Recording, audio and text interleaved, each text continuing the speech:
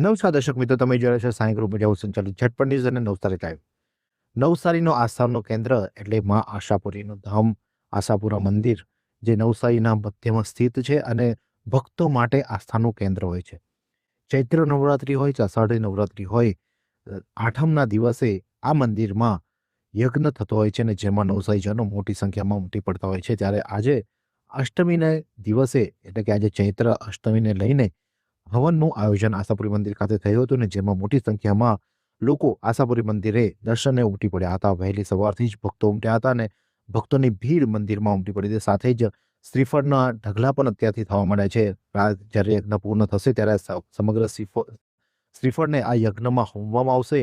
ત્યારે આજે મોટી સંખ્યામાં ભક્તોએ દર્શન કર્યા હતા. ત્યારે નવસારીના કમિશનર દેવ ચૌધરી આશાપુરી મંદિર ખાતે પરિવાર સાથે પધાર્યા હતા અને તેમને પણ આશાપુરી માતાના દર્શન કરી આશીર્વાદ મેળવ્યા હતા.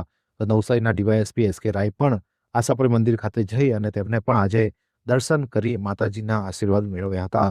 ત્યારે આ સમગ્ર મામલે આજે જે આશાપુરી મંદિર ખાતે જે યજ્ઞ યોજાઈ રહ્યો છે, ભક્તોની ભીડ ઉભી છે, ત્યારે નવસારીના જાણીતા સીએ એવા વિનોદભાઈ દેસાઈ આજે શું કહી રહ્યા છે, આવો સાંભળીએ. જય આશાપુરીમાં, જેનું નામ જ આશાપુરી છે, જે નવસારી વિસ્તારની એક શ્રદ્ધાનું પ્રતીક છે.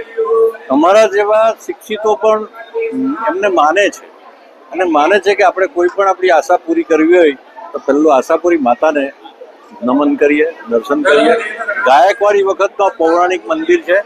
ગાયકવાડીના ટાઈમમાં અહીંના જે મહંતો છે એમને વર્ષાસન મળતું હતું અને આ વિસ્તારમાં આજે તો અહીંયા તમે આવો એટલે શિવ અને શક્તિ, તો શક્તિનું પ્રતીક આ વિસ્તાર માટે આશાપુરી છે. અહીંયા આવો એટલે 52 પીઠ બધી આવી જાય એવી અમારી શ્રદ્ધા છે. જય હિન્દ. તો આશાપુરી મંદિરના કારોબારી સભ્ય શું જણાવે છે, આવું સાંભળીએ. દર વર્ષે આસો ચૈત્ર અને આસોમાં અમે હવનનો પ્રોગ્રામ કરીએ જ છીએ અને લગભગ આખા દિવસ દરમિયાન 25 થી 30 હજાર શ્રદ્ધાળુઓ આવે છે. અમે વ્યવસ્થિત વ્યવસ્થા કરીએ છીએ અને સાથે સાથે અમે બ્લડ ડોનેશન કેમ્પ પણ રાખીએ છીએ, જેમાં લગભગ 50 થી 60 વ્યક્તિ ડોનર આવે છે અને અમે એને ગિફ્ટ પણ આપીએ છીએ. એવી કઈ હોસ્પિટલ છે જ્યાં કેન્સર માટે સર્જરીની સેવા હોય, કિમોથેરાપીની સારવાર હોય, રેડિયેશનની સારવાર હોય, પીટી સીટી સ્કેન હોય, કેન્સરની પેથોલોજી હોય, મેમોગ્રાફી હોય, એટલે કે બધું જ. હા, બધી જ સારવાર એક જ હોસ્પિટલમાં હોય. તે છે નવસારી નિરાલી કેન્સર હોસ્પિટલ. તો માતાના પૂજક એવા પૂજારી જે આશાપુરી માતાની સેવા જાગરી કરે છે તેવા આ પૂજારી શું જણાવી રહ્યા છે, આવો સાંભળીએ. આ નવસારીનું સુપ્રખ્યાત મંદિર આશાપુરી મંદિર છે અને અત્યારે ચૈત્રી નવરાત્ર ચાલી રહ્યા છે. તો તેમાં આપણે માતાજીની મૂર્તિ આશાપુરી માતા છે, ગણપતિ દાદા છે, માર્કંડેય છે, એ ત્રણ જણની મૂર્તિ વડ નીચેથી એક સાથે નીકળેલી છે કે તે આપણે ત્યાં બિરાજમાન છે. ને આપણે માર્કંડેયજીએ ચંડીપાઠનો પાઠ લાગ્યો, જે માતાજીની સૌથી મોટી સ્તુતિ છે. તે માતાજીને સંભળાવવા આવ્યા ત્યારે ગણપતિ દાદાને કીધું કે તું દીકરા મારી પાસે બેસ ને આ બામણ હું કે મને જરા સમજાવજો. પછી ચંડીપાઠની સ્તુતિ માર્કંડેયજીએ માતાજીને સંભળાવી, ગણપતિ દાદાએ માતાજીને સમજાવી અને માતાજીએ રાજી થઈને માર્કંડેય ઋષિને બાજુમાં બેસાડેલા. એટલે આ મંદિરમાં સૌથી પહેલો ચંડીપાઠ આ માતાજીની સામે થયો છે. આવી 3 મૂર્તિ કોઈ જગ્યાએ આખા ઇન્ડિયામાં કશે નથી માટે. ને અહીંયા ચંડીપાઠનું મહત્વ ઘણું બધું છે. ને હવે સ્પેશિયલી ચૈત્રી નવરાત્રિની આઠમ હોય કે આસો મહિનાની આઠમ હોય ત્યાં હવન કરવામાં આવે છે.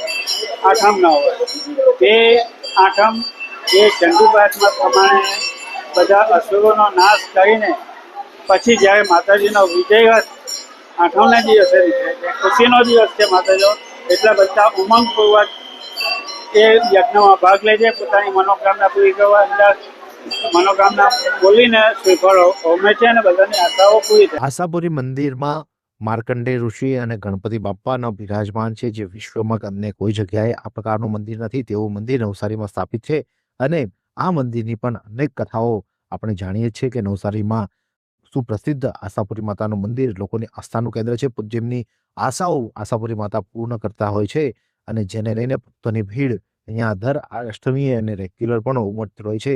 ત્યારે આશાપુરી માતાના આજના રોજ દર્શન કરો અને બોલો જય આશાપુરા। શું તમે શરીરના સાંધાના દુખાવાથી પીડાઈ રહ્યા છો કે પછી તમે કોઈ સ્પોર્ટ્સ ઇન્જરીથી પીડાઈ રહ્યા છો? લકવાની બીમારી બાદની પીડા સહન કરી રહ્યા છો? શું તમને સ્પાઇનલ પ્રોબ્લેમ છે? તો આ તમામ દુખાવાને હવે બાય બાય કરી દો, કારણ કે માસ્ટર ડિગ્રી ધરાવતા ખૂબ જ અનુભવી ફિઝિયોથેરાપિસ્ટ ડૉક્ટર અમિત પટેલ પાસે તમે આ તમામ સમસ્યાઓનું સચોટ નિદાન કરાવી ફરીથી નોર્મલ જિંદગી જીવી શકો છો। તો સરનામું નોંધી લો, comprehensive care center, DD street, library પાસે, અનુરાગ સારીઝની લાઇનમાં, નવસારી।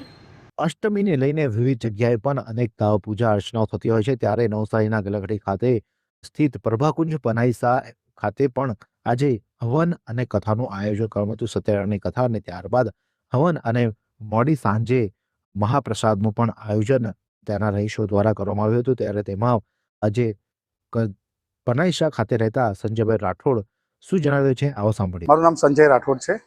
અમે પ્રભાકુંજ પનાઈસા કોમ્પ્લેક્સમાં રહીએ છીએ। અમારા કોમ્પ્લેક્સમાં અમે દર વર્ષે ચૈત્ર નવરાત્રિ નિમિત્તે નવરાત્રિના આઠમના દિવસે સત્યનારાયણની કથા અને મહા હવનકુંડ રાખીએ છીએ। એ સાથે અમે કોમ્પ્લેક્સમાં સાંજે જમણવાર અને મહાપ્રસાદનું બી આયોજન કર્યું છે। આ જ પ્રકારના અવનવા સમાચાર માટે જોતા રહો સાંઈ ગ્રુપ મીડિયા સંચાલિત ઝટપટ ન્યૂઝ અને નવસારી।